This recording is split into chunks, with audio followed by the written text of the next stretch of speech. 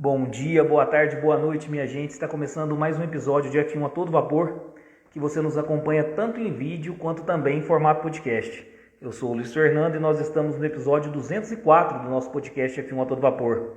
Quem diria, hein? Chegamos no episódio 204 e hoje nós vamos analisar tudo o que aconteceu aí no GP da Itália de 2023 da Fórmula 1, 15ª etapa do campeonato. Então vai lá, coloca uma água para ferver, passa aquele cafezinho e vamos falar de Fórmula 1.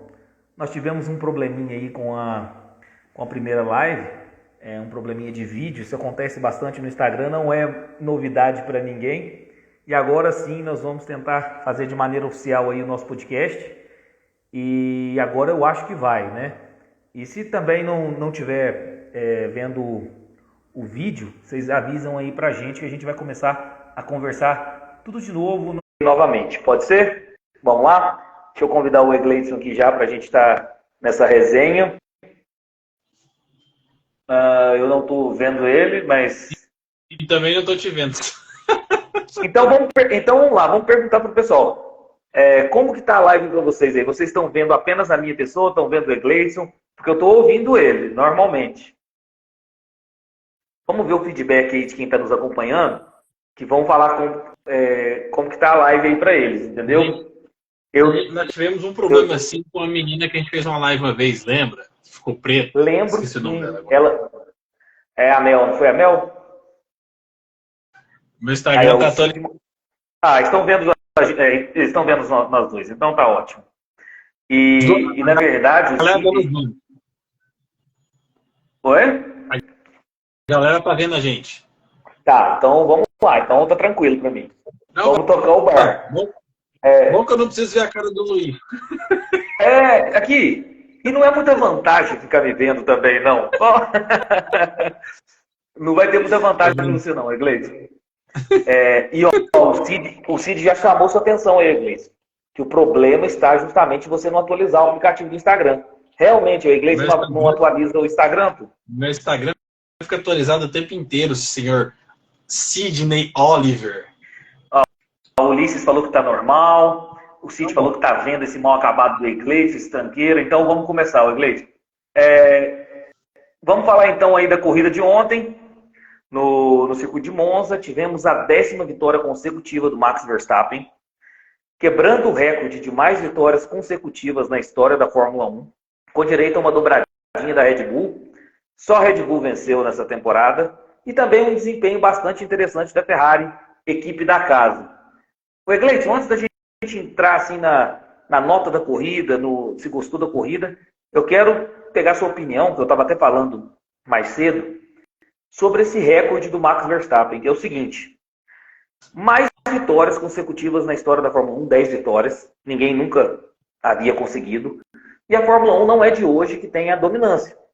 Nós tivemos dominância de McLaren, próprio Lotus, própria Brabham, nós tivemos dominância da Ferrari, do Michael Schumacher, da Mercedes, do Lewis Hamilton, e nenhum desses pilotos conseguiram essa façanha de 10 vitórias consecutivas. Isso mostra muita confiabilidade do carro e também o nível de pilotagem, de concentração e atenção do Max Verstappen, que não quebra, que não comete, não tem acidente e vence as corridas. Vencer uma corrida na Fórmula 1, imagina 10 consecutivas, não é fácil. Então tem que exaltar muito esse recorde, né, Egleison?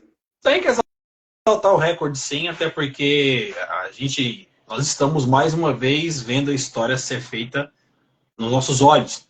Então, nós falamos aqui desde o início do campeonato, quantas vezes nós falamos do recorde de vitórias consecutivas da McLaren de 88, do Senna e Prost. Né? Ou seja, um recorde de mais de 30 anos, nós comentamos. Então, talvez aqui 30, 40 anos a gente esteja falando a mesma coisa desses recordes que o Max Verstappen e a Red Bull estão fazendo. E, assim, até eu estava comentando com o pessoal do grupo esses dias, a gente tem que reconhecer a pilotagem do Verstappen, que hoje é um piloto maduro, sabe a hora certa de atacar, nós vimos a forma como ele cozinhou o Sainz até esperar o erro.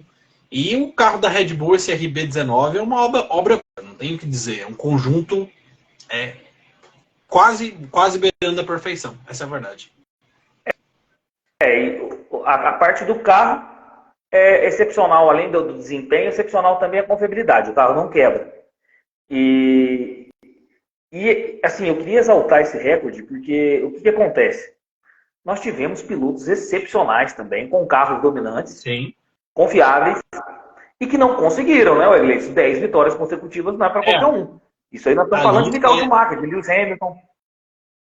a lista é o Verstappen agora tem 10, o Vettel tem 9, o Ascari teria 9, né? Eles contam 7, mas na verdade são 9, porque nos anos 50 as 500 milhas de Indianápolis faziam parte do calendário da Fórmula 1. Então o pessoal fala assim, ai, mas nos anos 80 os carros quebravam mais, nos anos 70, nos anos 50 era muito mais perigoso, os carros quebravam ainda mais. E o Ascari conseguiu vencer 9 provas consecutivas. Não conta como 9, porque tinha as 500 milhas só para dar aquele critério de campeonato mundial para a Fórmula 1, mas ele venceu 9 consecutivas. Aí o Schumacher tem 7. Na verdade, o Ascari ele não competiu 500 milhas, né? Isso, ele não Por isso que não competiu. computou. Né? Isso não computou. Então, Verstappen 10, Vettel 9, Ascari 7, Schumacher 7, Rosberg 7 e o Schumacher com 6. São os que têm os maiores sequências de vitórias. Então, assim, é um feito impressionante. O Max Verstappen quebrando o recorde, a história está sendo feita. Desfrutem, meus amigos, desfrutem que a história da Fórmula 1 está passando da televisão para a gente assistir aí todo final de semana. E o Everton Simões, desculpa? Não é que eu escutei o Cid falando de negócio de carisma, porque o Cid não vai com a cara do Verstappen. O Cid prefere um piloto Miss Simpatia, né? Ele não quer... Eu tenho um pouquinho de Cid, sabe? Eu acho o Verstappen excepcional, tô vendo a história sendo feita. Eu não gosto muito da personalidade do Verstappen, mas como piloto, para mim, ele já é um dos melhores de todos os tempos. Eu acho ele excepcional. Mas a mídia brasileira, Luiz, sempre tenta mostrar um lado ruim do Verstappen. Eu tento sempre acompanhar muita coisa de fora, e se você vê muito vídeo, muita entrevista dele para fora, para as emissoras de fora, é o cara que sempre tá brincando, rindo. Lógico, ele tem aquele lado mais fechadão dele, mas se você pegar as entrevistas do Verstappen para Sky Sports, para a turma de fora, o Verstappen é muito mais contraído e brincalhão que o próprio Hamilton, que é um cara que é muito mais simpático ao público brasileiro. Então, sempre tem entrevista do Verstappen fazendo brincadeira, sorrindo, pegando na bunda do Ricardo, fazendo gracinha. Então, eu acho que a mídia brasileira, a um certo ponto, tenta vender sempre essa figura de malvadão do Verstappen, assim como era também com o Schumacher. Sempre tenta mostrar o lado ruim do cara. Não sei, pode ser uma percepção minha, mas eu tenho outra visão relacionada ao Verstappen. Ele não é assim, lá, um cara super de ficar fazendo declarações bonitinhas, mas é um cara muito brincalhão, sempre tá tirando onda com a galera aí nos bastidores. Na verdade, a mídia brasileira, você está falando que tem essa impressão, eu também tenho. E é muito por conta do patriotismo que se tem em relação ao Lewis Hamilton. Ele foi considerado cidadão brasileiro, ele pega a bandeira do Brasil. E o Lewis Hamilton é o rival direto de Max Verstappen. Eu acho que é normal a mídia brasileira traçar esse perfil do Verstappen de vilão, embora acho que ninguém fale também que ele não é bom piloto, eu nunca ouvi ninguém falar que ele é ruim piloto, ele é um piloto excepcional, mas trabalha essa questão de vilão por conta do Lewis Hamilton ser o cidadão brasileiro. Isso a gente viu também no passado com um tal de Michael Schumacher invadindo a dominância de um cara chamado Ayrton Senna brasileiro. Acho que é a mesma questão, né, Iglesias? Mas a verdade, tem muito dessa questão também, mas quando a gente começa, como assim, eu vejo muita página de fora, Twitter, então sempre acaba aparecendo muito vídeo descontraído do Verstappen que passa essa outra percepção que eu não consigo ter. Essa percepção que eu vejo muito na mídia brasileira de mauzão, o cara não tem, o cara sempre tá brincando, tirando onda. Você pode ver, por exemplo, você vê as entrevistas dos moleques da Fórmula 3, o Bortoleto, o próprio Drogovic, sempre elogiando o Verstappen como pessoa, que é um cara que sempre está conversando com todo mundo, tem contato, joga videogame com os caras, faz simulador, manda setup. O Bortoleto estava no podcast do Reginaldo Leme esses dias, não? Acho que era entrevista com o Reginaldo, sempre falando sobre essas coisas, que estava lá jogando, o Verstappen, e aí, tal, como é que tá? Então, parece que lá tem outra imagem, né? Tem uma imagem diferente. Eu acredito que sim. Isso muito por conta da mídia brasileira mesmo em relação ao Lewis Hamilton como esse cidadão brasileiro. Para mim é o que conclui essa possível imagem de vilão do Verstappen. E aí, Cleiton, o Everton Simões puxou um assunto interessante aqui em relação a esses recordes que a gente tem exaltado do Verstappen. O Toto Wolff deu uma declaração falando assim, não sei se ele importa com registros. Esses números são para a Wikipédia. E ninguém lê isso mesmo. O Toto Wolff está com uma dorzinha de cotovelo? Vou te fazer uma pergunta. Se fosse o Hamilton, se fosse um piloto da Mercedes, independente de qual fosse, vencendo todos esses, batendo esse recorde específico, o Toto Wolff ia falar a mesma coisa? Você acha? Nunca. Nunca. Ia exaltar o extremo, lógico. Isso. Defendendo o peixe dele.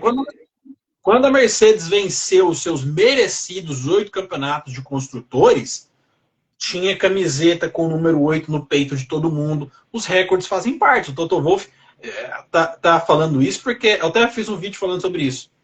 Red Bull e Mercedes não conseguem perder um pro outro. Assim como na época da Mercedes, os caras da Red Bull viviam chorando, reclamando, questionando, menosprezando. Agora é a vez da Mercedes. Só que o pessoal da Red Bull é meio língua afiada. A gente sabe que o Horner é língua afiada. O Marco fala baboseira pra caramba, apesar de ser muito competente. O Verstappen também é muito língua afiada. E os caras da Mercedes eram sempre aquela conversa muito puritana, né? De bonzinho, de bom moço. E agora que o jogo inverteu, os caras estão aí falando, né? O Toto Wolff falou isso, falou do Pérez, aí o Hamilton falou que o Verstappen sempre teve companheiro ruim. Então, assim, quem tá perdendo, chora. Quem ganha, fica de boa sempre. E se porventura esse jogo inverter, daqui 2, 3 anos a Mercedes estiver ganhando, vai ser o oposto, vai ser quase a mesma coisa. Mas acho que o Toto não precisava, né? Um cara competente igual ele, de sucesso, que teve a maior dominância da história da equipe dele, falar isso é baboseira. É uma dorzinha de cotovelo básica. Em relação ao Max Verstappen, deixa eu pegar só a opinião do pessoal aqui que está participando com a gente, sempre interage muito na nossa live, desde já eu agradeço. O Cid diz, essa geração precisa ser, sim, mais popular. Imagina as crianças crescendo amando esse esporte. Ele não tem obrigação de ser, mas é a minha opinião. E aí o Sandro Júnior já diz completamente oposto. Ó, mas nenhum piloto é obrigado a fazer sala para as pessoas. Está ali para pilotar o carro e ganhar corrida. Deixa eu ver. Mas é aquilo que eu falei. Se você vai trocar ideia com o pessoal dos games, você que joga também Fórmula 1, você vai ver a galera do game, essa molecada que joga é muito fã do Verstappen. Por causa dessa interação que ele tem de jogar, esse contato. Sim. Gamer, né? O Ulisses, Verstappen tem o carisma de um alface. Tá brincando agora que tá ganhando tudo. Antes ele era um saco. Nós temos, e isso é interessante, Iglesias, porque a gente vê opiniões diferentes, entendeu? Nós vemos opiniões aí, e é muito interessante, é por isso que eu gosto da interação de todos aí, porque a gente vê opiniões completamente antagônicas, pessoas que não gostam da personalidade do Verstappen e outras que gostam, que não é que gostam, ele tem que ir lá para pilotar e vencer corridas. Mas uma coisa é certa, independente da opinião, ninguém diz que ele é ruim piloto, ele é um piloto excepcional. O René Meira, mídia não está nem aí com o patriotismo, o fato de gostar do Hamilton porque ele é muito fã do Senna e por ele apoiar as pautas da esquerda. Pode ser, eu só não vou entrar na questão mérito de política, porque não é a abordagem do canal. Mas em relação... mas deixa eu ver se tem alguma outra opinião para a gente seguir a nossa live. Agora nós vamos para a corrida, Iglesias. Você gostou da corrida? Sua nota para a corrida de ontem? Corrida foi boa. Corrida foi cheia de nuances, né? Monza é uma pista que o DRS parece que não faz tanta diferença por causa da carga aerodinâmica reduzida.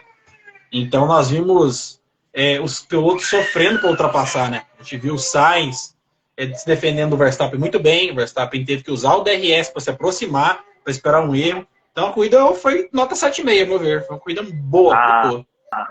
A minha nota anotada aqui na pauta, 7,5. Como eu dei 9 para o GP da Holanda, essa mereceu um 7,5 com certeza. Eu gostei muito da corrida de ontem, achei que foi interessante. Na verdade, eu já gostei no sábado, quando nós tivemos a pole position do Carlos Sainz, com o tempo de 1:20.294. O segundo lugar do sábado foi o Max Verstappen com 1:20.307. Terceiro, Charles Leclerc da Ferrari com 1:20.361. 67 milésimos separando os 3 primeiros. Ali no sábado eu já achei que iria ser interessante a corrida de domingo. Né, Em Monza, a Ferrari sempre libera uns cavalinhos a mais, né, para fazer uma fumaça. Com certeza. Ó, o Ulisses tem uma opinião interessante. Eu vou. Quando a gente começar a falar do Max e do Carlos Sainz aqui, Ulisses, eu vou pegar esse comentário seu para a gente avaliar aqui e pegar a opinião minha e do Egleison. Falando da corrida, Egleison, nós tivemos um atraso aí para o início. O Yuki Tsunoda sofreu com problemas antes da largada mesmo, com a quebra do seu motor, da AlphaTauri, que já é a última no Campeonato de Construtores, ainda quebra o motor, né? E ficou na área de escape ali durante a volta de apresentação e atrasou a largada. Na largada, uma largada limpa, sem muitos incidentes. Verstappen pressionando o Sainz pela liderança, tendo uma tentativa na volta 5 frustrada e depois na volta 14 para 15 ultrapassou. E aí ninguém mais ficou no seu retrovisor, uma vitória segura, a 10ª consecutiva. A Ferrari teve uma bela disputa com seus pilotos, a McLaren também, uma bela disputa entre os seus pilotos. Teve um toque do Hamilton no Piastri, que nós vamos falar também, prejudicando a corrida dele aí, uma punição de 5 segundos para o Hamilton. Nós vamos estar falando disso aí. E deixa eu passar só o resultado da corrida rapidinho, para a gente pegar esses tópicos para estar falando, Gleison. Verstappen em primeiro, segundo lugar, Sérgio Pérez, ou seja, uma dobradinha da Red Bull. Terceiro lugar, completando o pódio, Carlos Sainz. Quarto lugar, Charles Leclerc. Quinto lugar, George Russell. Sexto lugar, Lewis Hamilton. Sétimo lugar, o Alexander Albon com a sua Williams, mais uma vez aí entre o top 10. Oitavo lugar, Lando Norris. Nono lugar, Fernando Alonso. 10º lugar, Valtteri Bottas. O Egleison, vou pegar aqui a opinião agora do... Deixa eu olhar aqui, do Ulisses Fernandes. Ele falou o seguinte: eu acho que o Max cozinhou o Sainz de propósito. Ele podia ter passado na volta 3. Eu discordo um pouquinho do Ulisses. Eu acho que realmente o Sainz deu um calor aí no Max. O que você acha, Gleison? Só fechar a porta aqui. Não, sim, a Ferrari estava com uma velocidade muito grande de reta e o Verstappen não estava conseguindo passar. Então ele tentou ali no ponto tradicional. E aí, quando o Sainz cometeu o primeiro erro, o Verstappen foi fatal, fez a ultrapassagem, mas realmente ele não estava conseguindo passar o Sainz. Lógico, também não estava forçando além do normal, porque o cara sabia que tinha mais carro para conseguir passar. Então, assim, ele esperou o momento ideal, não estragou seus pneus, mas a Ferrari estava muito rápida de reta. Essa foi a verdade.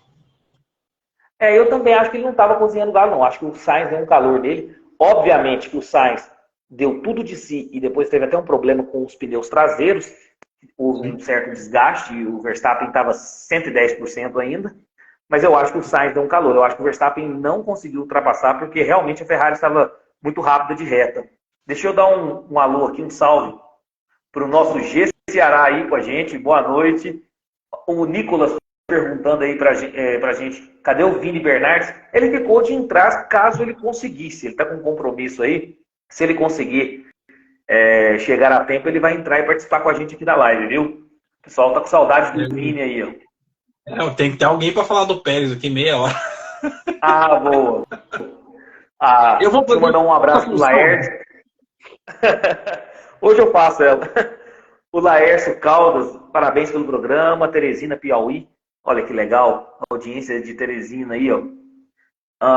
Sobre o Max, o Egleison, o Ulisses está falando que abriu um segundo em menos de 3 curvas quando passou o Sainz. A diferença é um abismo.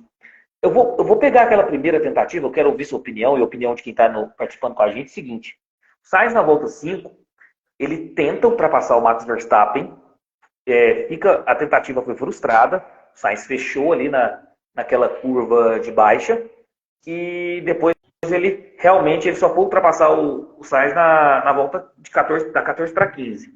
Aquela primeira tentativa do Max Verstappen na volta 5, eu não sei se foi impressão minha, mas ele me lembrou o Verstappen antigo, meio afoito, Egleison. Você não achou, não?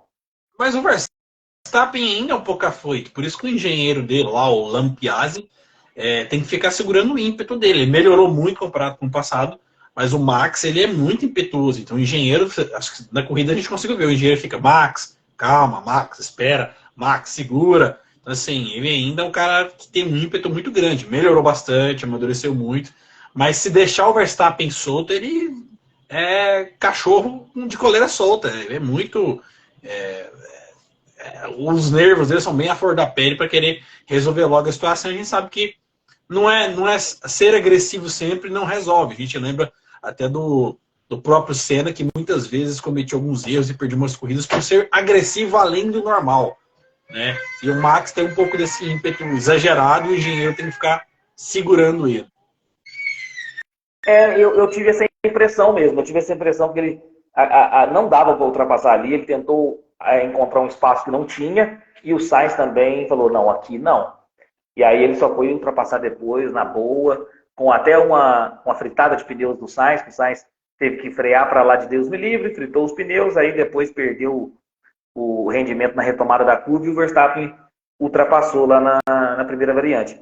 Mas, e o Verstappen, além desse recorde que eu falei das 10 vitórias consecutivas, ele também é o primeiro piloto na história da Fórmula 1 a vencer nos 4 circuitos clássicos no mesmo ano.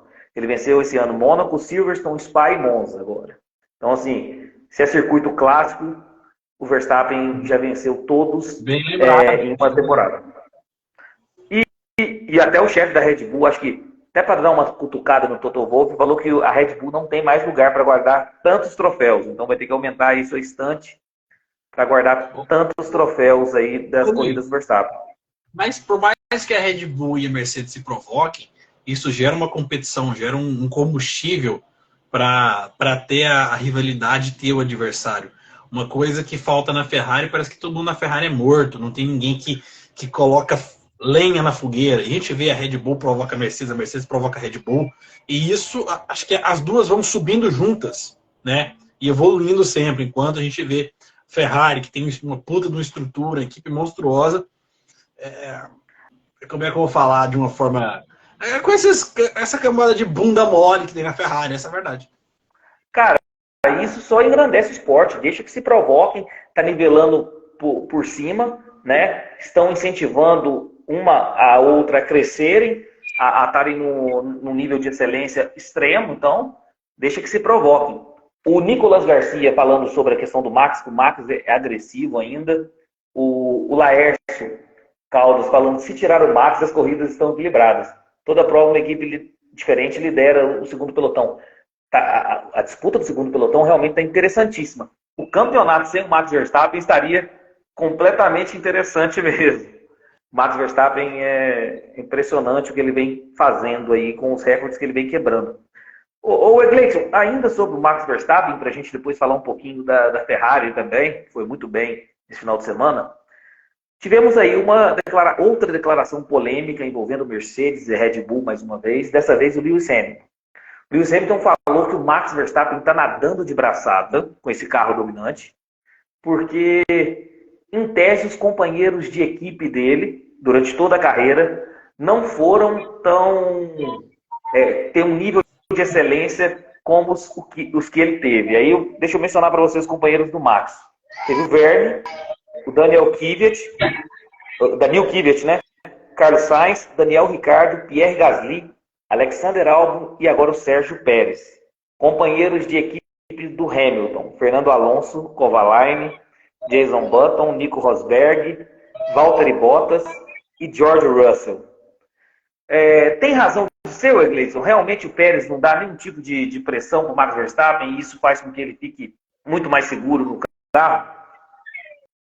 Assim, vamos lá. A declaração do Hamilton, ele não mentiu. Mas a gente tem que pensar uma coisa. O Hamilton está na Fórmula 1 desde 2007, o Verstappen desde 2015. Tem uma diferença de tempo aí entre eles. O Verstappen teve o Ricciardo, que eu considero um piloto muito bom como companheiro. Acho que o Ricciardo, todo mundo sabe que talento teve, mas não se converteu. E tem o Pérez. Mas assim, vamos pegar de 2000, desde quando o Verstappen entrou na Fórmula 1, para ser justo, né? O Hamilton teve como companheiro de 2015 para cá, teve o Rosberg, né? Que ele venceu em 2015 e perdeu em 2016. Rosberg é, ao meu ver, um cara inferior ao Hamilton. E nesse mesmo período, o Verstappen perdeu para um companheiro de equipe, que foi o Ricciardo. Perdeu em 2017, para o Ricciardo venceu em 2018. Então, assim, eu não considero que exista um abismo de talento entre o Rosberg e o Ricciardo. Eu acho o Rosberg melhor que o Ricciardo. Mas naquela época, não tinha um abismo de talento entre eles. Depois o Hamilton teve o Bottas e o Verstappen teve agora, depois teve o Albon, teve o Gasly e teve o Pérez. Então, sinceramente, eu não consigo ver uma discrepância de companheiros de equipe desde quando Verstappen e Hamilton competiram na Fórmula 1 juntos. Pega o que foi para trás, eu acho que não faz muito sentido, porque é uma época que o Verstappen nem corria de carro de Fórmula 1 ainda. Então, o Hamilton teve o Button, foi campeão, piloto muito forte. O Hamilton teve 3 anos onde foi muito parelho com o Button, e o Button, na minha opinião, é pior do que o Hamilton. O Hamilton perdeu em 2011 para o Button, quase empatou em 2010 e venceu por pouquinho em 2012. Então, assim, é verdade, mas acho que não faz sentido a declaração. É o que eu penso. Eu concordo completamente com a declaração do Hamilton. De fato, isso é muito fácil de você comparar que o Hamilton realmente teve companheiros de equipe bem mais qualificados que o do Max Verstappen. Só que eu acho que a declaração e o momento que ela foi dita não foi o propício. Ele foi como um ar para cutucar, deboche, algo nesse sentido. Não, o que o Hamilton quis dizer, se fosse essa declaração os dois aposentados, não teria problema nenhum. Ele está disputando o campeonato, está vendo a dominância do Max Verstappen e a declaração dele ficou fora de contexto, se a gente for olhar, pelo momento que ele falou. E o João Pedro falou, tirando Verstappen, Hamilton e Alonso, a diferença para o resto do grid é grande. Realmente. Por que, João Pedro? Porque nós estamos falando de 3 pilotos que estão no patamar de melhores da história, na primeira prateleira da Fórmula 1, e os demais ainda em outras prateleiras. Realmente é a mesma coisa quando a gente fala do Messi, do Cristiano Ronaldo, mais ou menos nesse sentido, Hamilton, Alonso e Verstappen. Ulisses, Hamilton não mentiu, mas é desnecessário expor as verdades. Ô Luiz, é desnecessário. É a mesma coisa, por exemplo, o Hamilton, eu acho que o Hamilton não mentiu, mas imagina se o Verstappen chega e faz uma declaração assim, tudo bem, você teve companheiros melhores, mas eu não perderia pro Rosberg. E aí? Sim.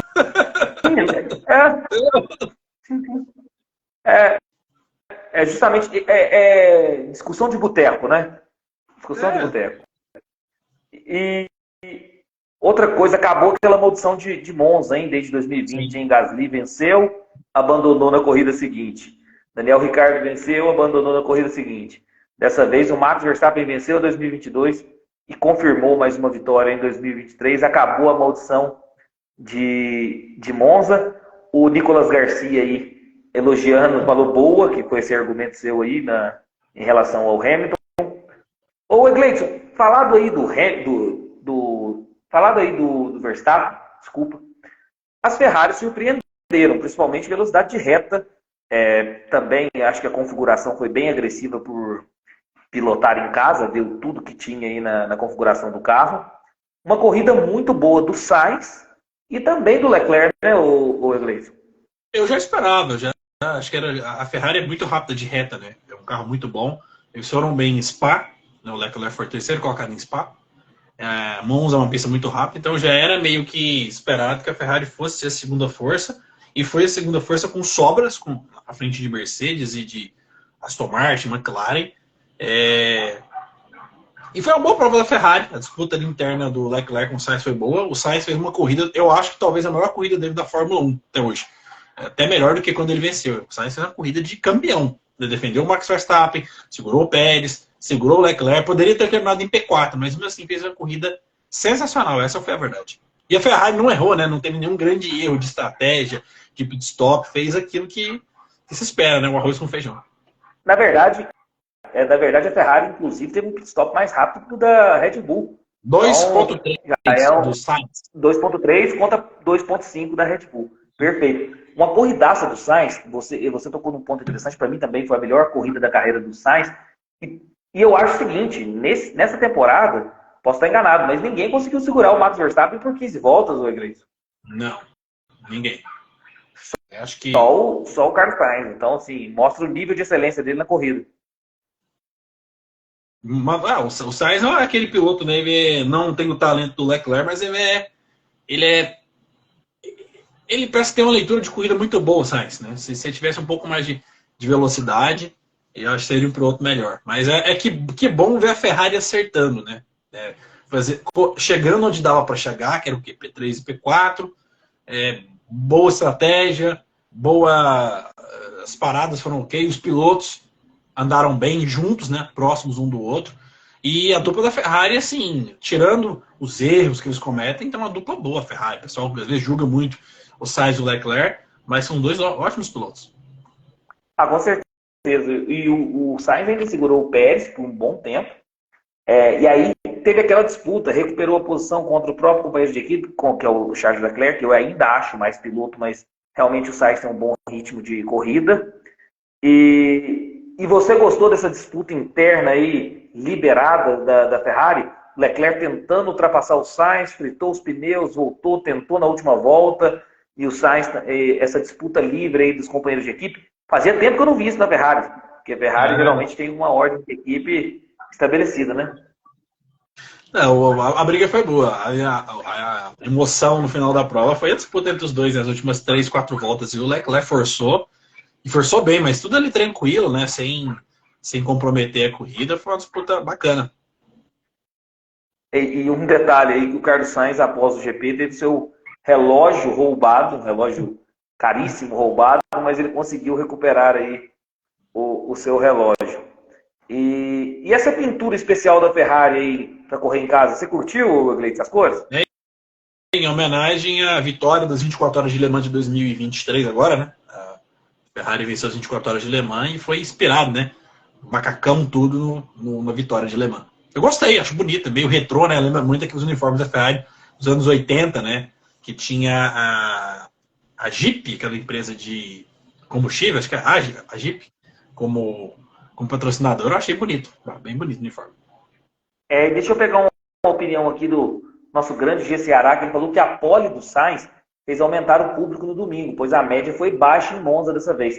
Embora a média tenha sido baixa, eu gostei bastante da festa dos tifosi esse final de semana. Foi impressionante o ambiente aí que eles carregam para o GP da Itália. Acho que a maior festa da Fórmula 1 é o GP da Itália, né, Wesley? Eu acho que os tifosi ali é diferente, né? Cara, desculpa qualquer torcida da Fórmula 1. McLaren, eu que sou mais McLaren, Mercedes, qualquer coisa. Nada é igual a Ferrari. Nada na Fórmula 1. Não tem nada igual. Realmente impressionante. E isso, de acordo com o G Ceará aí, porque o público estava embaixo. É impressionante a festa que eles fazem mesmo. Acho que Monza deve ser sensacional. Nós temos que ver isso aí com o Erlon, né, do F1 na mochila. O que ele acha aí do clima de Monza, né? Ver a opinião dele que estava lá, né? Curtindo. Eu estava falando da pintura, Gleison, e a pintura da Alfa Romeo. Essa eu curti demais, cara. Com as cores da bandeira da Itália. Essa ficou bonita também, né? Essa ficou... É tipo uma inspiração no lançamento de um carro, né? Que eles fizeram agora, não lembro o modelo. Mas ficou bonita também, ficou lindaça. Me lembrou um pouco a pintura de uma equipe que tinha na Fórmula 1 ali nos anos... Não, me lembrou um pouco a pintura da Benetton de 92, aquela ali que acho que... Você lembra uma Benetton que tinha uma pintura meio roxa assim? Não lembro exatamente, mas lembrou um pouco Benetton. Eu não me recordo dessa Benetton, mas provavelmente, se você está falando, pode ter certeza que tem fundamento, que o Gleison aí é um conhecedor aí da história da Fórmula 1. Eu também posso me confundir, Sérgio... mas me lembra um carro dos anos 80. Lá, o GCA, a Alfa Quadriflório, isso aí. O Sérgio Pérez, a gente tem batido bastante no Sérgio Pérez aí nas últimas lives. Hoje o Vinícius não está aqui para estar falando dele. Sabe qual pintura que lembra da Alfa Romeo? A da Jordan, que ela bate em 94, lembra a pintura da Jordan? Agora sim. Essa eu lembro. Essa eu lembro. Essa eu lembro. O Sérgio Pérez, a gente vem batendo nele aí. O Vinícius Bernardes não está aqui hoje para falar do Sérgio Pérez, mas esse final de semana foi tudo que se esperava dele, né? P4 na classificação, atrás apenas das Ferraris voadoras, e conseguiu um P2 na corrida aí, seguro, fez boas ultrapassagens, inclusive ultrapassagem certeira, sem ser afoito, e ultrapassou inclusive o Carlos Sainz, que vinha fazendo uma corridaça. Então, dessa vez não tem como, vamos elogiar ele, né? No qual acho que foi P5, na verdade, acho que o Russell foi P4. Posso estar enganado? Calma aí que a gente confere. Eu acho que foi P4, mas posso estar enganado também. Eu já pego que agora P5. Melhor ainda o desempenho. Foi P5 no Qualify. Fez o arroz com feijão, né, Luiz? Fez a obrigação dele dessa vez. O Pérez não cometeu nenhum erro. Eu acho que ele perdeu tempo demais atrás do Russell, com um carro muito inferior. Depois brigou ali com as Ferraris.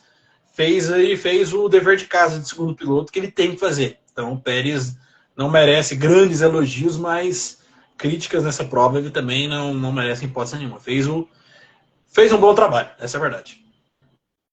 Boa. Vamos falar um pouquinho também da Mercedes. Lewis Hamilton e George Russell até que tiveram também um bom desempenho. Mas eu queria, para começar, eu gosto de polêmica. O Lewis Hamilton no final da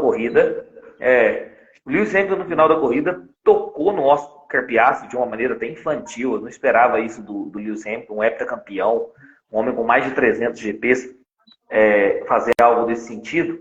Mas ele tocou no Oscar Piastri de uma maneira infantil, teve uma punição, 5 segundos. Só que essa punição, Egleison, o Oscar Piastri estava na zona de pontuação, ele saiu da zona de pontuação, atrapalhou toda a corrida do Piastri, e mesmo assim o Lewis Hamilton ganhou uma punição de 5 segundos. Eu quero saber, e depois até teve uma corrida até satisfatória, o Lewis Hamilton foi em P6. E o Piastri... Hã? O Hamilton fez, tirando esse toque aí, fez uma corrida muito, muito boa. Sim, com o P6. Mas eu quero saber o seguinte, ficou barata a punição? A FIA não coloca que o erro, a intenção, seja julgada com a consequência. Por isso que lá em 2021, em Silverstone, Hamilton tomou acho que 10 segundos, o Verstappen se estribuchou lá, bateu, ok, mas eles não colocam que a consequência seja importante. Eu acho que a consequência tem que ser. A partir do momento que você comete um erro, estraga a corrida do seu adversário, eu acho que você tem que ter uma punição quase jus ao que você fez com o cara. Então, se o Piastri perdeu, sei lá, teve que entrar nos boxes, trocar o bico do carro, perdeu ali 15, 20 segundos. O Hamilton deveria... Quem faz isso, não estou falando do Hamilton, deveria tomar ali 15, 20 segundos, porque você está prejudicando a corrida de alguém e você foi culpado por isso. O Hamilton, ele foi humilde de depois da corrida reconhecer que cometeu um erro. Aí o que não entendo é o seguinte, os fãs do Hamilton, uma parte dos fãs, defendendo, falando que ele estava certo, sendo que ele mesmo deu entrevista falando que cometeu um erro, que ele cometeu um erro de julgamento, que ele não viu, que estava no ponto cego. Foi um erro meio bobo, concordo com você. Não é a primeira vez que o Hamilton comete esses erros andando no meio do pelotão. Eu lembro na época do Massa lá, que ele adorava ver o Massa que batia no Massa.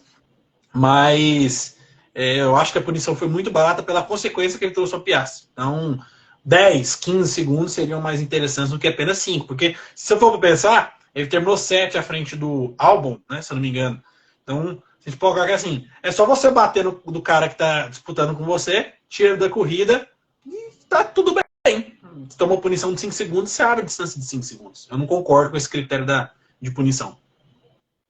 Excelente. Então, contextualizando o que o Egleison disse, a FIA não se importa ao aplicar a punição na consequência do ato, e eu concordo plenamente com tudo que o Egleison disse.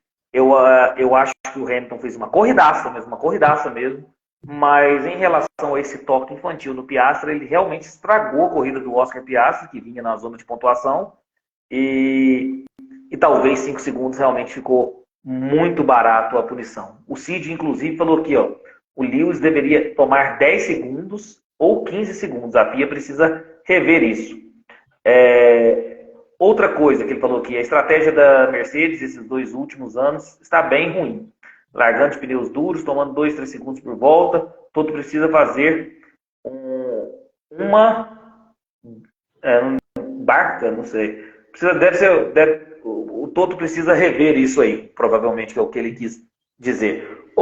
Mas tirando essa punição do Hamilton, foi uma corridaça do Hamilton, né? Andou muito, teve bom ritmo. Acho que fez bastante ultrapassagem, fez uma ultrapassagem bonita no Norris, fez uma corridaça o Hamilton, foi um dos melhores ali na prova em termos de desempenho. E você curtiu a corrida do Russell também? Boa corrida, né? Que segurou o Pérez um tempão. Sim. Quase o mesmo tempo que o Pérez, o Russell segurou o Pérez, o Sainz segurou o Verstappen. E o Russell foi até onde que dava, né? Era o P5, né? Ficou ali distante da Ferrari e da Red Bull, mas fez uma corrida boa, se classificou bem, e já tinha tempo que ele não terminava à frente do Hamilton em corrida, o Russell, já tinha um tempinho. Em classificação tá 7-7, mas em corrida tá 10-4 pro Hamilton. Então o Russell tava tendo alguns azares, sim, mas o Hamilton tava fazendo corridas melhores do que o Russell, e dessa vez o Russell foi bem, né? Fez uma corrida sólida ali, ficou meio escondidinho, mas mandou bem. Aí até o Cid até me colocou aqui a definição de barca. Eu não estava entendendo o que ele estava querendo dizer. Mas agora eu entendi. O João Pedro, inclusive, até contestou o Cid aqui, falando que essa estratégia de pneus duros deu certo no final. O Cid, você tem que entender o seguinte, a Mercedes agora não é aquela equipe de ponta que poderia ir de macios, ativar o modo festa, ou de médios, ativar o modo festa e depois brincar na corrida. Agora, geralmente, quando você está no meio do pelotão, existe essa estratégia de você ir com a gama de pneus mais duros, ficar mais tempo na pista. Isso a gente viu muito a Williams com George Russell fazer, ou seja, equipe de meio do pelotão ou equipe de final do pelotão, essa ideia de ficar mais tempo na pista com os pneus com gama mais duras, é o que acontece. Pode ver que se você pegar os anos de dominância da Mercedes, não tinha isso, da Mercedes largar de duro, nunca. Mas agora a Mercedes não é a equipe dominante, é a Red Bull. Então eu entendo que o Toto Wolff está querendo fazer. Ele está vendo que ele não é mais aquela equipe de ponta. Tem que fazer o diferente, né? É o que o pessoal colocou nos comentários. Ele tem que inventar algo. Se você está largando em P9, se você sair em P9, você tem que fazer algo diferente. Se você fizer o que todo mundo da sua frente está fazendo, você vai ficar igual. Vai ficar batendo roda com P7, P8, não vai mudar nada. Perfeito, Gleice, concordo. Alexander Albon, mais uma corridaça que ele coloca o carro, seja no Qualify ou seja na corrida, entre os 10 primeiros. Zona de pontuação para o Williams. Cara, o Albon tá pedindo uma vaguinha na Red Bull, não tá?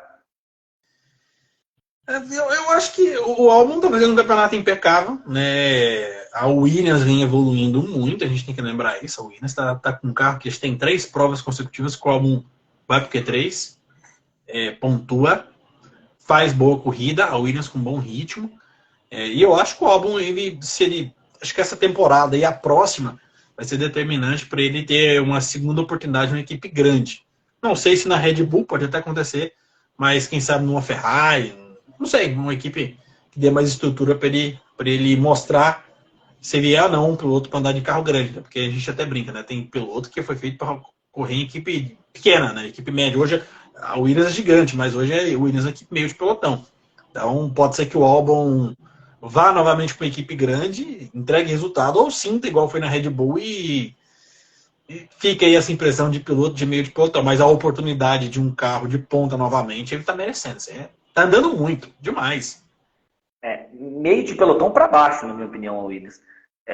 Não desmerecendo a história da Williams, mas meio de pelotão para baixo. E o Albon, um Qualify P6 e uma corrida P7. Sabe o que o Albon tá me lembrando? Tá me lembrando de um cara chamado George Russell, que tirava leite de pedra de uma Williams também, e hoje ele tá simplesmente aí na Mercedes, né? Eu esqueci de falar com você dos contratos da Mercedes, Iglesias.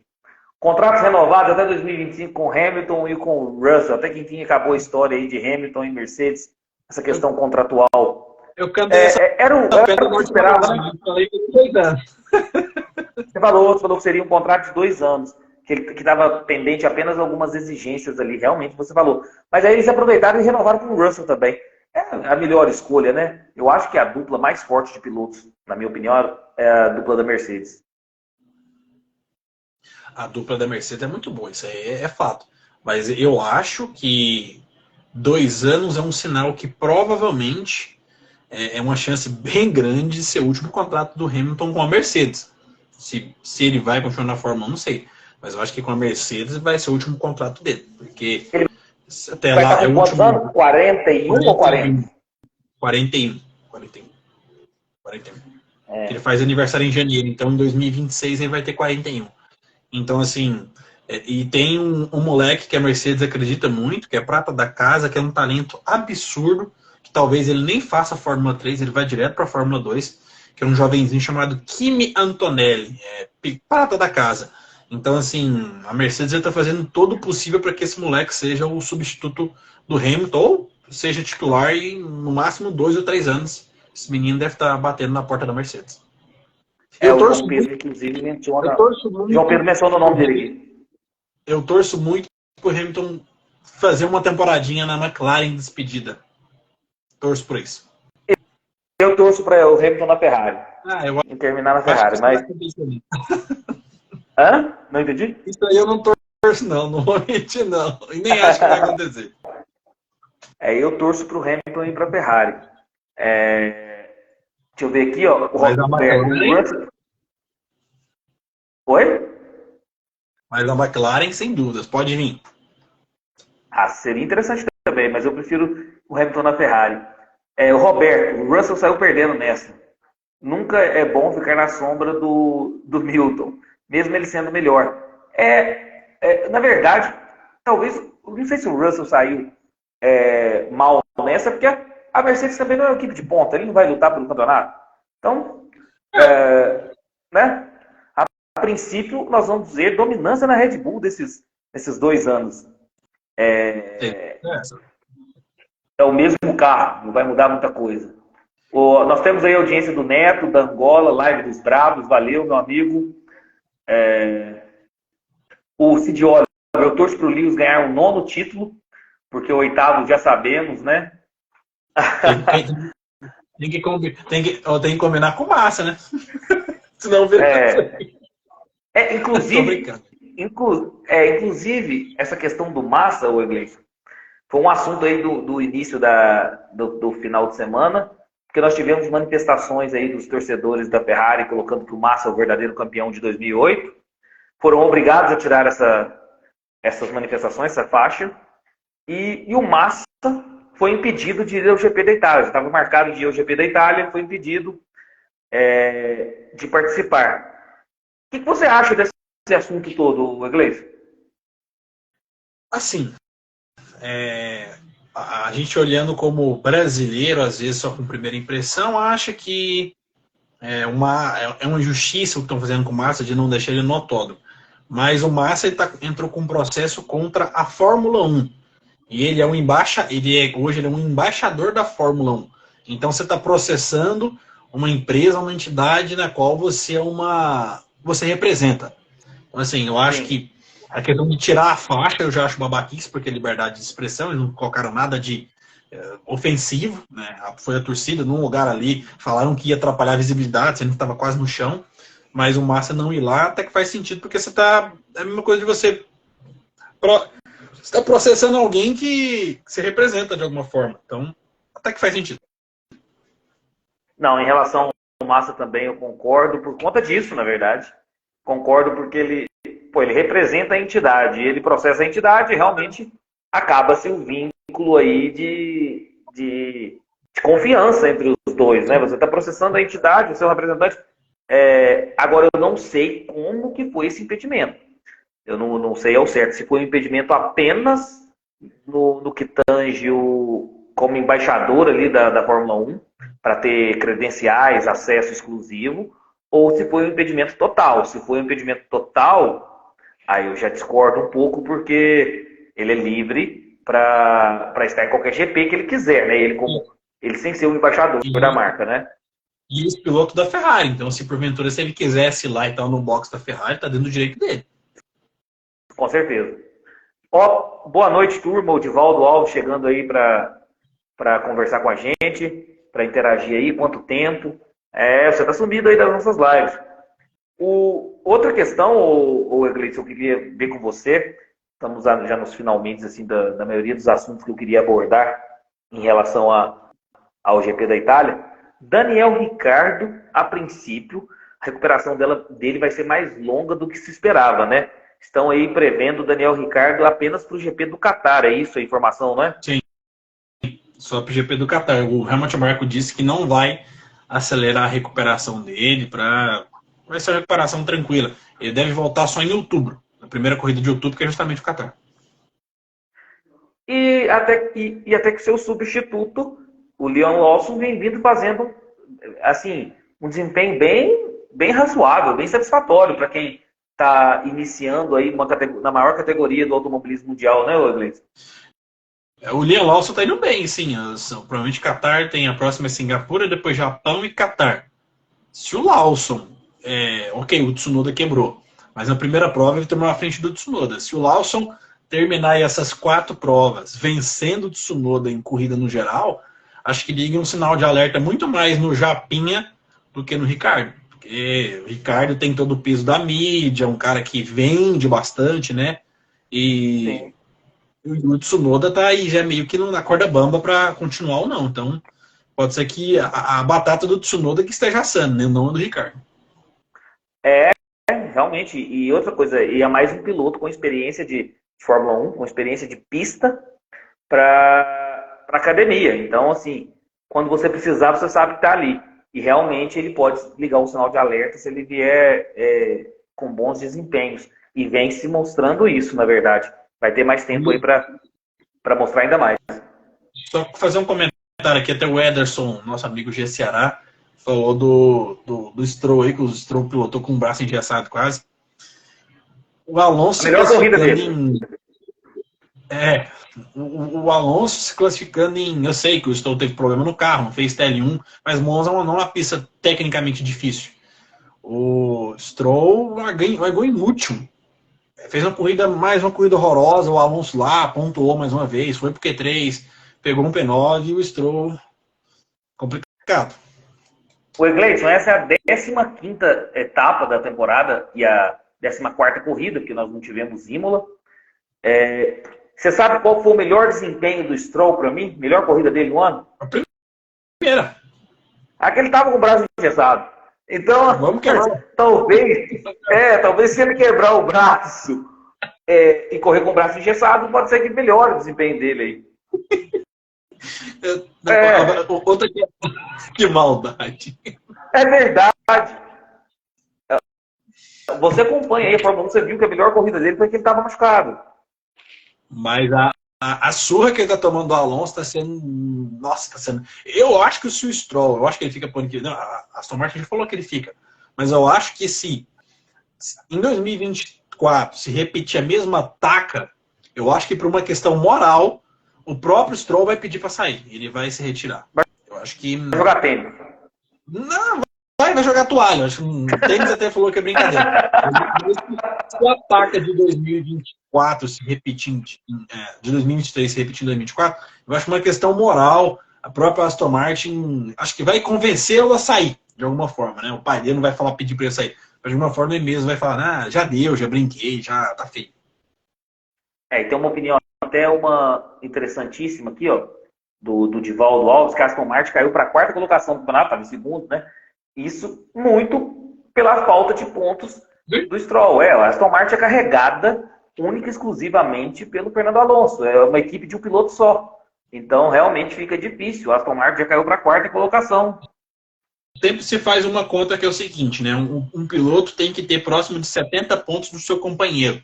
O Alonso tem 170 pontos, o Stroll tem 47. O Stroll tinha que ter uns 130 pontos, 120 mais ou menos. A Aston Martin estaria pau a pau com a Mercedes, né? Ou ali, brigando com a segunda força. Só que o Stroll tem 47 pontos, ele tem 30% dos pontos do Alonso, praticamente. Realmente, fica muito difícil. O nosso amigo G. Ceará mencionou um outro assunto aqui para a gente abordar, que é o seguinte, vou até começar falando dele, que é o Drugovich no TL1 da sexta-feira, ele pilotou aí a Aston Martin do Stroll na sexta-feira e se foi aprovado. Na verdade, o Drugo não deu para mostrar muita coisa, porque ele andou muito por questões de estratégia de ritmo de corrida. Ele teve um 18º ponto, só usou o médio. Muito para o ritmo de corrida, não andou com um carro com pouco combustível, ou seja, para a gente ver a questão de melhores tempos. Ele andou sempre com um carro ou com metade de combustível mais cheio, então não deu para ver muito, mas conseguiu um 18º tempo. Eu acho que o Drogovic fez o que se esperava dele, né, Wesley? E foi elogiado pela equipe. Então, assim, o pessoal às vezes não entende. Nesse final de semana teve uma alocação de pneus diferente. Teve menos pneus no final de semana. Geralmente são 13 jogos, a equipe tiveram 11, porque é aquela regra lá de duro no Q1, médio no Q2 e macio no Q3. Sim. Então a Aston Martin não ia queimar pneu com um piloto reserva, que não ia correr. Então ele foi lá, fez as programações, fez todas as simulações que a Aston Martin pediu. Eu vi o mesmo pessoal lá, os mesmos fãs brasileiros que tentam, querem o Drogovic na Fórmula 1, mas estavam falando um monte de asneira, criticando o moleque, sem entender o que ele estava fazendo. O problema do fã hoje é que ele quer falar, quer torcer, mas não quer entender. Então ele foi lá para fazer um trabalho já pedido pela Aston Martin. Se eu não me engano, ele fez uma volta rápida só. Uma das primeiras. Depois ele foi fazer todas as simulações que a equipe pediu. Então a galera, ele é ruim. Isso é treino, né? Não é jogo. É justamente treino para isso. Isso. Então, assim, o Drogovic fez aquilo que foi esperado dele, o que a Aston Martin pediu dele. Ele fez muito bem feito, pelo visto, que a Aston Martin elogiaram bastante o trabalho, mas o pessoal tem que entender que a Fórmula 1 não é só uma competição de correr. Não, o Drogovic fez um trabalho muito bem feito. Então, a galera que apoia, ao mesmo tempo que criticar, tem que entender como que funciona. Como é que funciona um TL1, como é que funciona um TL2. Então, vamos entender um pouco mais e criticar um pouco menos. E treino livre, pessoal, o próprio nome já disse, é treino. Então, o que acontece? Cada equipe tem a sua gestão de treino ali que eles vão testar durante o tempo. Então, o que acontece? A gente não sabe que cada equipe está treinando no carro ali, num TL. Então, pode ser que vocês vejam, talvez, o Max Verstappen numa simulação de corrida com o tanque cheio, perdendo em tempo, por exemplo, para uma Haas, que está, talvez, com o tanque vazio, fazendo voltas rápidas. Então, aí se você vê, às vezes, uma Haas com o tempo superior do Max Verstappen, vamos tentar entender o que cada equipe está querendo para aquele momento do treino, né, Wesley? Exatamente. Até o G. Será comentou aí, o Drugo foi P18 e o Stroll na classificação foi P20. É tipo igual. Tem um site, tem uma página no Twitter, tem no Instagram também, que é F1 Data Analytics. Eles pegam gráficos e colocam ali. Por exemplo, na sexta-feira, as equipes estavam usando um mapa de motor, se não me engano, a Ferrari e a Red Bull estavam usando um mapa de motor extremamente suave. Nós vimos a McLaren andando bem, você lembra? Ali no TL1, TL2, a McLaren andando bem. Só que aí eu fui ver os gráficos, a Ferrari e a Red Bull usando um mapa de motor fraquíssimo, né? E chegou na classificação, foi muito diferente. Eles ficaram muito à frente dos concorrentes. O Russell ficou a 6 décimos do Leclerc, se eu não me engano. Então teve um gap grande entre os motores Ferrari, os motores Red Bull e os outros. Porque hoje a informação é muito fácil, gente. Se vocês quiserem, vocês têm informação igual o pessoal da Band tem de informação, vocês vão ter. Basta dar um Googlezinho, seguir as páginas certas que você vai ter informação na ponta da mão. Com certeza. Ou seja, TL, gente, treino livre, tem que se avaliar o que está sendo proposto pela equipe ali. Então, os resultados não são absolutos, não. O Egleito acabou de dar um exemplo. E em relação a páginas, treino é treino, jogo é jogo. Em relação a páginas, realmente tem muitas páginas de Fórmula 1 no Instagram, principalmente, falando conteúdo de primeiríssima qualidade. Inclusive, eu já recomendo o Somos F1 aí, que é uma das melhores que tem hoje, que é do Egleison, que ele gerencia. Mas também tem muita página falando asneira, pelo amor de Deus. Então, sigam páginas que tenham gerenciadores, administradores que realmente entendam de automobilismo e postem conteúdos interessantes e com fundamentos, né, Egleison? Eu não posso falar muita coisa, porque o pessoal já acha que eu sou chato pra caramba, mas o que tem de página, só postar na asneira, baboseira, e o pessoal dá moral, e na hora da informação o pessoal não quer pegar, aí é complicado. Tem muitas. Então aí, sigam o Somos F1 do Egleison, que eu tenho certeza que é informação de primeiríssima qualidade. Falando de brasileiros, Gabriel Bortoleto, campeão da Fórmula 3 e já com vaga garantida na Fórmula 2. O Egleison, esse cara realmente é diferenciado, hein? pode ser o próximo piloto brasileiro na Fórmula 1, não pode? Cara, esse Bortoleto é muito bom. Ele é muito bom mesmo. E uma coisa que me impressiona nele é a maturidade na hora de conversar. Eu vi, como eu falei, eu vi ele em alguns podcasts, muito focado, muito ciente do que ele tem que fazer. Chegou na Fórmula 3, já foi campeão de cara, vai para a Fórmula 2 e se porventura ele conseguir ser campeão no primeiro ou no segundo ano, as portas aí da categoria vão estar bem abertas para ele, bem abertas mesmo. Que, de fato, é aquilo que impressiona, né? O Piastri foi campeão Fórmula 3, Fórmula 2 de cara, e todo mundo bateu, o pessoal brigando por causa do Piastri. Talvez o Bortoleto seja esse cara. Aproveitar para dar uma boa noite para o de chinelo. Ó, quanto tempo aí, ô de chinelo. Ó, você tá convidado aí para uma live com a gente aqui, tá bom? Faz tempo que a gente não faz uma live juntos aí. Só marcar aí, já chega aí na nossa live e participa com a gente aí. O Cid falando que algumas páginas estão dizendo que ele pode ter uma chance na Ferrari, o Bortoleto. Eu acho que ainda tudo muito cedo ainda em relação ao Bortoleto. Mas que ele realmente que ele é espetacular, sem sombra de dúvida.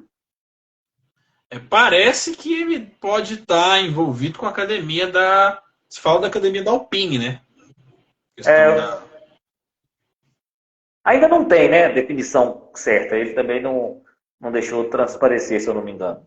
Até porque ele não anunciou ainda a equipe da Fórmula 2, né? Que ele já tem vaga na Fórmula 2, ele não anunciou. Eu realmente não lembro, talvez parece que vai ser a Arte. Acho que o pessoal aí pode falar, ele já mas se não me engano, acho que vai ser a Arte Grand Prix. Não, ainda não, mas está bem encaminhado, se não me engano, para a Arte Grand Prix, Trident. É uma equipe boa, vai ser uma equipe ali que vai ter chance de disputar a vitória. Ótimo. Abandonos na corrida de ontem, Esteban Ocon, apenas, né? Porque o Tsunoda sequer foi para a pista. Punições, nós tivemos George Russell, 5 segundos, Lewis Hamilton, 5 segundos, Piastri também, 5 segundos, Logan Sargent também, 5 segundos. Piloto do dia, Carlos Sainz. O George Russell tomou 5 segundos por causa de quê? Eu não lembro. O George Russell? Ele atrapalhou alguém ali na troca de boxe, não foi? Se eu não me engano. Não lembro. Sinceramente, eu não lembro. Comentem com a gente, eu acho que foi no pit lane. Com quase certeza, mas posso estar enganado aí, pessoal. Pode comentar com a gente aí. Piloto do dia, Carlos Sainz, ou Egleison. Realmente piloto do dia, né? Merecido.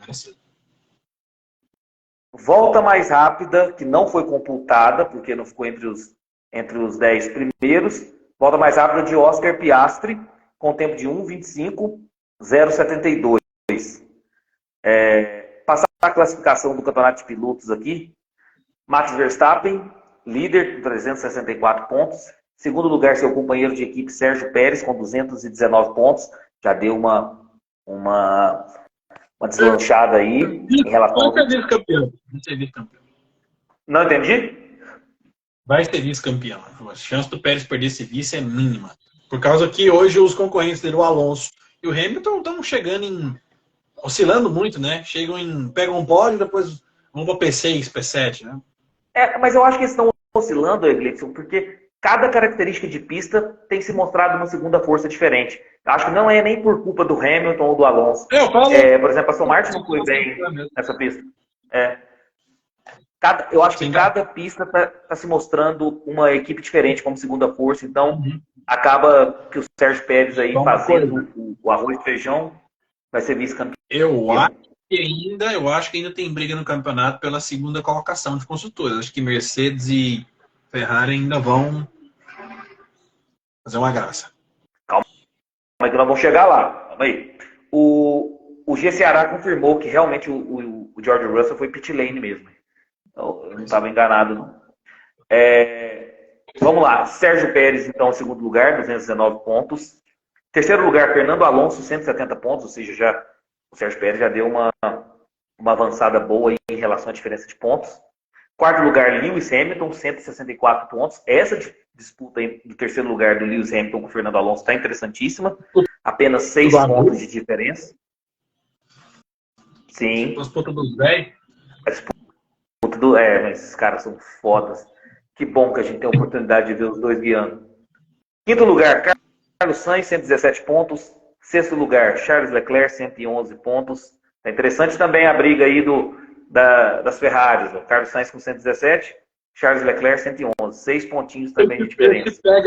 Esse pega pelo quarto lugar vai ser bom, né? Porque tem 3 pilotos ali separados por 117 e o Russell é menos 8 pontos, né?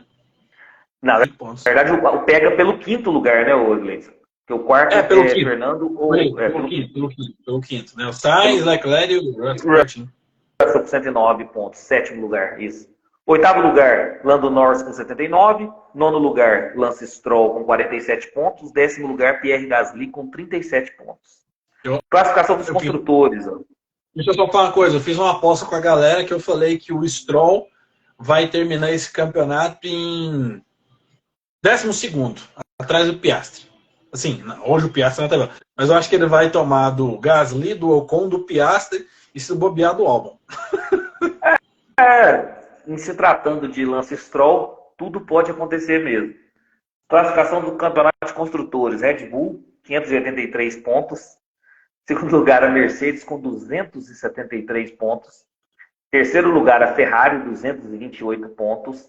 Quarto lugar, a Aston Martin com 217 pontos. Aí tá interessante, ó. A Aston com 217, Ferrari 228 e Mercedes 273. Esse campeonato da segunda força, para mim, tá tudo aberto, o Gleison. Esse campeonato vai ser aberto, mas eu acho que a briga vai ser Ferrari e Mercedes, que a Aston Martin só tem um piloto, né? Se tivesse 2 pilotos bons, dava para brigar, mas o Alonso sozinho não vai fazer milagre, né? Tem que ficar de olho na McLaren, na Aston Martin. Verdade. Tá longe. Já não, aí o Gleison, não, tá longe, o Gleison, tá longe. Quinto lugar, a McLaren. Eu bati o olho aqui, eu vi um número, mas tá cerca de 102 pontos. Você bateu o olho e viu 3 dígitos. Aí você falou, eu acho que... Não, a McLaren tem quinto com 115 pontos, é bastante diferença ainda para a Aston. Sexto lugar, aí vem do sexto em diante, vem a turma dos 2 dígitos. Aí a Alpine com 73 pontos. Sétimo lugar, a Williams com 21 pontos. Oitavo lugar, a Haas com 11 pontos. Nono lugar, a Alfa Romeo com 10 pontos. Aí vem a turma do um dígito apenas, que é o 10º lugar, a Alfa Tauri com 3 pontos. O Gleison, o G Ceará, pergunta aqui pra gente, Verstappen campeão em Singapura? Já dá para ser campeão em Singapura? Dá para ser campeão em Singapura. Dá. É uma combinação difícil, mas dá. Mas no Japão é certeza que ele vai ser campeão. Mas em Singapura eu tenho que olhar aqui. Eu até olhei, mas não cheguei a anotar. Mas em Singapura, dependendo da combinação de resultado, ele consegue ser campeão. Se eu não me engano, acho que o Pérez não precisa pontuar ou algo assim. Se o Verstappen vencer, fizer a melhor volta e o Pérez não pontuar, ele já é campeão em Singapura. Meu Deus. Singapura. Interessante. Eu não tinha essa informação aqui, matematicamente falando. Vai falando. Eu vou olhar aqui agora. Enquanto isso, eu vou comentando aqui a turma. Você pode ir olhando aí. Roberto falando, Aston fica em quarto em construtores, porque é a equipe de um piloto só. Concordo. O G Ceará falando que o Albon fica na frente do Stroll. Boa noite, o Ayrton Viola está conosco aí. Vocês não gostam mais de mim, não me chamam para as lives mais. Pô, é só participar aí, ó. Vim aqui e falar com a gente. Você está super convidado. Acabei de falar com o de chinelo aqui também, aí, que está sumido das nossas lives. Geralmente eu e a Gleison aqui é figurinha carimbada. Fala com a gente aí e participa da live que vocês quiserem, do GP que vocês quiserem. Falei aí com o de chinelo. Falei, agora estou falando com você. É super convidado aí, pode estar falando com a gente. O Gleison ficou de pegar uma informação, deixa eu ver aqui. Estão confirmando aqui.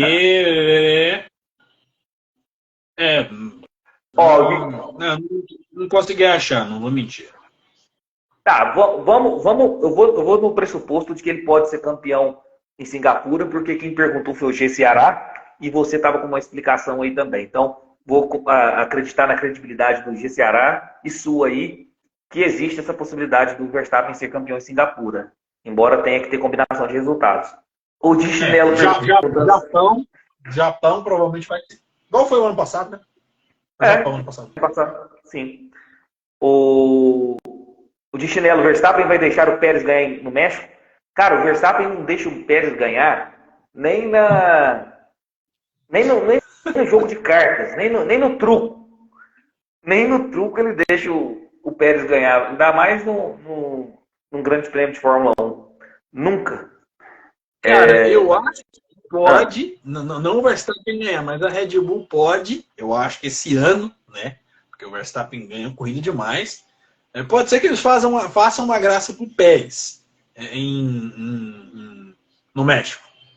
Mas eu acho difícil. Mas pode ser que a Red Bull faça. Vai dependendo do. Olha os comentários aí, Wegley. Nunca. Depois daquele incidente de Mônaco no ano passado, quebrou-se o elo ali entre os dois, aquele Mônaco, depois em Abu Dhabi, do rádio lá. Aqui, ó, o Roberto, o Vespa não deixa o Pérez nem usar o mesmo banheiro que ele. O Ceará, nem no par ou ímpar. Pelo que eu tenho visto ali, algumas conversas dos dois ali, alguns vídeos de bastidores, parece que eles estão mais amiguinhos, estão mais de boa. Tanto que o Verstappen ontem, na hora de ir lá comemorar, deu um tapinha na asa móvel do Pérez ali, né? Se você me entendeu, deu uma conferida no pandeiro do Pérez, não sei se você viu, veio correndo. Não. Você acredita nisso, Luiz? Eu não acredito, não. Você acredita que eles estão num clima agradável, o casamento está reatado? Parece que está melhor do que antes, né? Porque pro Verstappen lá e bater na bunda do Pérez, deve estar um pouquinho melhor, né? O Hugo colocou aqui, nem na corrida de carro de mão, também concordo que não. Deixa eu falar os meus palpites. Eu não acredito, mas talvez a Red Bull pense diferente. Eu acho que pode ser. Só se for determinação lá de cima. E que também não sei se ele vai cumprir, não, porque... Se depender do Verstappen, ele vence no México e ainda dava a volta no Pérez ainda, se depender dele. Justamente. E eu acho que nem ordem de cima talvez ele cumpre, porque ele tem todo o amparo do Helmut Marko do lado dele. É difícil. Deixa eu pegar os meus palpites aqui do que eu falei na terça-feira. Falei que seria uma pole do Verstappen. Errei, foi do Sainz. Falei que uma vitória do Verstappen, foi fácil, acertei. Coloquei um segundo lugar para o Fernando Alonso. Me estrepei, porque o ritmo da Aston Martin foi muito ruim nessas retas longas de Monza. Terceiro lugar, coloquei o Norris, também não me dei bem. E volta mais rápida, Verstappen, também não me dei bem. Só acertei a vitória. Na verdade, eu não apostei na Ferrari nesse final de semana e a Ferrari fez eu queimar a língua, porque teve um ritmo excepcional de reta. Assim como a Williams também do Albon me impressionou bastante de reta. O Egleison, eu não estou te vendo hoje, então está mais difícil a gente ter o tempo da fala, então eu já peço desculpa pro pessoal em relação a isso. Não estou conseguindo ver o Egleison, ele também não está conseguindo ver. Estamos vendo, mas a gente não está se vendo. Então às vezes fica um tempo vago, ou então eu interrompo ele, ou ele me interrompe, mas é por conta disso, pessoal, que a gente não está se vendo. Curtiu trocar essa ideia mais uma vez, Egleison? Demais, sempre, né? Agora a gente só vai falar de Fórmula 1 daqui 15 dias, né? GP de Singapura. Mas mais uma live aí sensacional. Eu espero que o pessoal tenha gostado, né? Eu acho que o pessoal gosta das nossas lives. Eu acho também, graças a Deus, tem uma interação muito boa. E depois eu tô tendo uma interação muito boa também no podcast. O pessoal tem quem não consegue acompanhar a live, tem ido muito lá no podcast, escutado a nossa resenha. Então tá muito interessante. Então aproveito já para pedir você que gosta de podcast, que tem alguma plataforma aí, avalie o nosso conteúdo lá, dê 5 estrelas, acompanhe a gente no podcast lá, que realmente é muito satisfatório para a gente, que é conteúdo independente de Fórmula 1, faz com que a gente produza ainda mais conteúdos. Ao G Ceará agradecendo pela live, eu que agradeço a interação de todos vocês aí. Ceará, que dia vai participar da live, G Ceará? G Ceará, sinta-se convidado para participar da live com a gente aí. É muito bom ter essa interação de vocês. Acho que o pessoal tem interagido bastante com a nossa live. Então, deixa o like no vídeo para quem estiver no YouTube. Se inscreva no canal. Se você estiver no Spotify aí, ou em qualquer plataforma de podcast, avalie o nosso conteúdo. Isso ajuda muito a engrandecer aqui o canal F1 a todo vapor. Oi, Gleison, só uma última pergunta para você. Singapura daqui 15 dias. Uma pista bem travada, circuito de rua. Quem que pode... Tirando a Red Bull. A Red Bull é outro patamar. Quem pode surpreender? Quem sabe um Aston Martin, uma McLaren? É uma pista que vai bonitinho para o carro da Aston Martin, bem para o carro da Aston Martin, e Mercedes também. Mercedes pode ir bem, mas talvez Mônaco, Hungria e Singapura sejam as pistas que mais encaixam para o carro da Aston Martin. Em Mônaco, o Alonso foi P2, né? Se eu não me engano. Sim. Então, é uma pista que a Aston Martin provavelmente, na teoria, seja, assim, a segunda força. Então, o Alonso, né? Não vou falar nem Aston Martin. O Alonso só, né? Próximo GP, então, da Singapura, daqui 15 dias, e eu também farei aqui a prévia e também a análise aqui no F1 a todo vapor. Obrigado aí, mais uma vez. Pode falar, Vitor. Você vai concordar comigo. GP de Singapura tem uma coisa boa. É 9 da manhã, é mais cedo. Então, ótimo, ótimo. Realmente essa parte eu gosto também. 10 horas acaba meio-dia. Realmente. Eu curto essa questão desse horário mais cedo. Então, pessoal, obrigado mais uma vez, Gleidson. Agradeço de coração mais uma vez ter participado da nossa live. Sigam o Somos F1 aí, que é a página do Gleidson, seja no Instagram, seja no YouTube também, que ele faz conteúdo quase diário aí no YouTube. E sigam também F1 a todo vapor aí. Nos acompanhem no podcast ou no canal do YouTube. Até a próxima, pessoal. Valeu, Gleidson. Abraço, tchau, gente. Com Deus. Com Deus.